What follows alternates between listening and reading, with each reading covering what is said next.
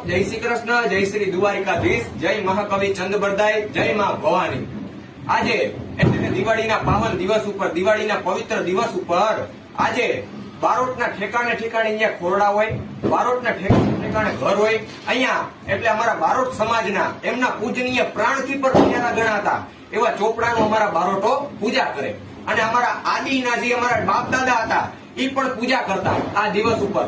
અને બારોટોનું શું મહત્વ છે આ દુનિયાની માલિકો, એક બારોટો જેવી જ્ઞાતિ છે સાહેબ કે જેને રાજાની મહાસભા ભરાણી હોય અને એની વચમાં રાજા કાંઈ પણ ભૂલ કરે ને તો પણ એને સાચી સલાહ દેવાની તેવડ હોય ને તો એ મારા બારોટના દીકરામાં જતી હો।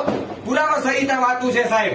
રામના દરબારમાં રેમપાંત અને અનેક આર્ય રમણી જો લખ્યું હોય તો અમારા મહાકવિ કાન બારોટે ભગવાન રામની આર્ય રમણી કરતા કીધું છે કે આજ્ઞાકીત પુત્ર કોને કહેવાય કે જી રઘુકુળ ભૂષણ રામનું ગાદી તણું મૂરત યસે આજ્ઞા પિતાની પાડવા એ વિકટ વનમાં જઈ વસે ત્યાગી